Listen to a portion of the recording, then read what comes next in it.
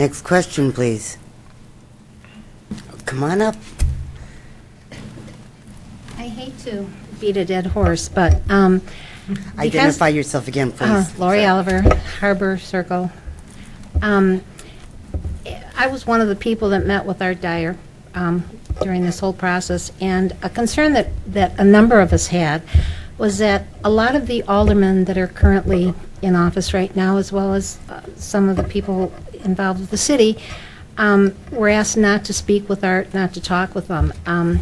As a person totally uninvolved and a relative newcomer to Muskego, I was relatively shocked at some of the information that he provided to us, and concerned after meeting with some of the alder people that they had not themselves spoken with Art Dyer.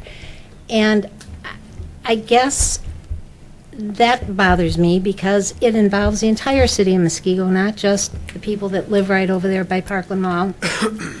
And would you be willing to, and I don't know that if and when you're elected mayor, that you can sit down with Art Dyer, because there is a lawsuit, although I think our Constitution does say that we all have freedom of speech, that after meeting with him, would you get the alder people involved to go out to the community?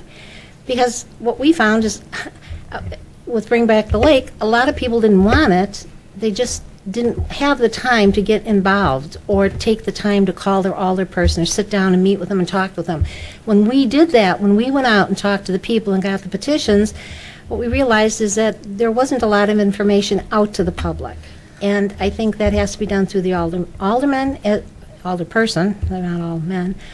And would you be asking them to go out and get more involved with situations like that? Because you can ask for a vote, and people can come. I know I'm going on and on, but I am concerned about how you'll get to the people. You talk about having, getting us to vote and come forward with it, but how are you going to do that? How are you going to get the people out?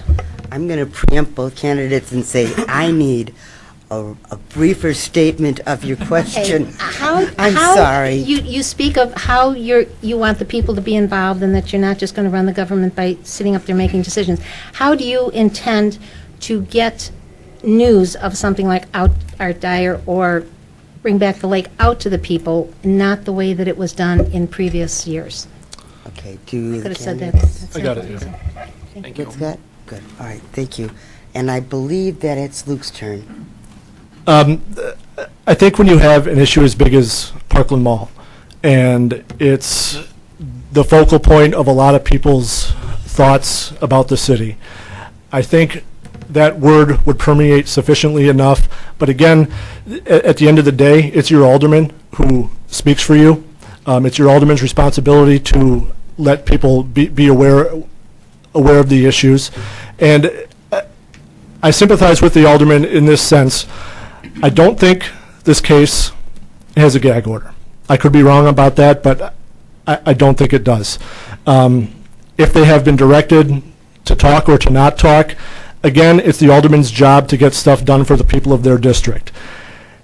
If they do something they were told not to, the things that are near and dear to them and the people in their district may be held up or not moved along quickly. I really sympathize with the aldermen, and I don't expect them to go and talk to Mr. Dyer personally of their own accord. They have to act as within their official capacity as a city. They don't have negotiating power. But again, to get the word out, I've actually talked to Mr. Dyer about, because when I was with him, I was there for probably 2.5 or 3 hours. I read so many papers and documents, affidavits, depositions, complaints, causes of action. And I said, Art, the one thing you did wrong is you lost the PR battle immensely. I said, nobody knows any of this. And these are all affidavits that are notary that have the force of testimony in a court of law. So either they're lying or they're telling the truth. You can make your own decision on that. And I said, if the time came and I was in Muskego and I was mayor, would you be willing to come with your attorney or without your attorney and show a piece of documentation for every single claim you make. Anything you can back up, I want to see documentation. Everybody needs to be informed, and they can make their own decisions from there. But again, I think you're right, and I was shocked too that people haven't been talking to him. It's like there's a stone wall in between them, and that's how things don't get done. Thank you, Luke. Okay, Scott? The question being, you know, how do you get the word out? And this has been an issue for me for quite some time. Am I okay there? Like you said, when I bring back the lake, if it wasn't for a couple of people that I happen to know and word of mouth, I wouldn't have heard anything. There's many vehicles out there today that can link us together or connect us. You know, we use the newspaper still. People have the internet. You know, I think that there's got to be a better way to inform people about whatever the issues or concerns or opportunities are for this community. Technology, I bet you everybody in here had a cell phone or has one. You know, if you wanted to be proactive and get on a list, as an example, we could collect emails and shoot things out to people so that they're notified. Blackberries, being able to, you know, our website for Muskego, there's good information out there, but try and find it, for one, especially regarding this. There's sites out there that can actually force or push information out to you. You can sign up for things, notifications. If it's a council member, look at the agenda beforehand. Everybody gets involved at a point when, you know, it's close to the vest, right? That's when we all get involved. So as far as, you know, the aldermen getting out there, you know, they do have a lot. It is a part-time job. They get their packets on a Friday and the common council meetings on a Tuesday. How can they even look up and do research on this stuff? I think that's pretty ridiculous in today's world. As far as if you are voicing your concerns to your alderman and they're not bringing that to the good of the people, you have every right to fire them the next time you have an opportunity to vote. That goes for me if I'm your mayor. If I'm not doing what I said I would do, speaking with the people, trying to bring in economic businesses or businesses to grow our economic development, you can get rid of me. You have every right to do that. But at the end of the day, there are ways to communicate, and we just not do it. And quite frankly, in the city hall, people have been told to keep your head down, do your job, don't say a word. And I've gotten that from people that work here. Okay, thank you. Time. Okay. Identify yourself, please. Hi, Heidi Lindhorst, Bosehart Lane. Back like this far from, yeah. Heidi Lindhorst, Bosehart Lane.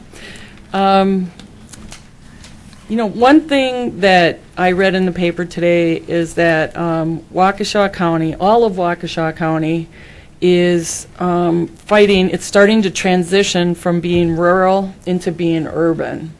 And I think the research in Muskego has shown repeatedly that the reason a lot of us live here is because we love that natural beauty of Muskego. And I would like to ask each of you, how are you going to preserve that natural, what are you going to do to try to preserve what we love about this community in terms of the natural beauty, and to avoid turning into Blue Mound Road and Highway 100 like we are on Moreland Road? Have a question? The question is basically... Well, I'm just confirming the question first, Scott. Okay. Luke, you got the question? I'm good. All right, I'm sorry. Thanks, Heidi. Scott, go ahead. When it comes to preserving the feel of Muskego, and I think a lot of us have come here for a couple different reasons. Some may have moved back here because they moved somewhere else and thought it was a great place to be, and they felt that home was the place to come to, and Muskego offered that, a real hometown feeling. Also, the natural beauty of this, we have 3 lakes in our community that, it's a wonderful opportunity for the people to utilize them.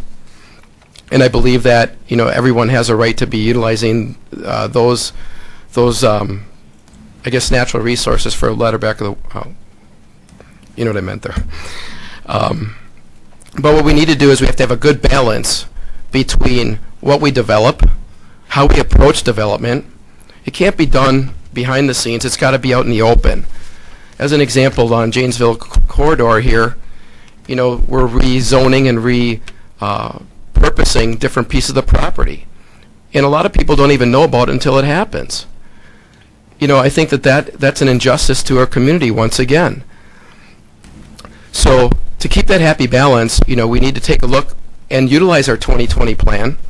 That's what it's there for. It's an evolving document. Many of you may, I don't know if a lot of you in the audience at home even realize that we have a 2020 plan.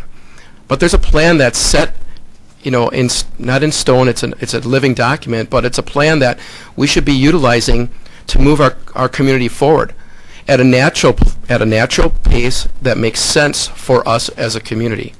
And I think, again, too many times the community is forced things upon them that they really don't want to have. We want things, but there's a price to having those things, and we all need to be involved in making those decisions. So we want to keep that happy balance between business, new business, and the community that we enjoy, and that's more of a rural feel. Thank you. Okay, Luke? Thanks, Heidi. That is, you know, the 2020 plan, that is one of its goals, is to maintain the rural feel of Muskego. And that's why we came out here. That's why a lot of people came out here. That's why people stay here. There's things you can do as far, you know, you make lot sizes nice size so you don't have very dense populations of homes. But you have to strike a balance between, also in the 2020 plan, you find very strong support for more restaurants, more shopping. The only thing you don't find strong support for is more automotive stores.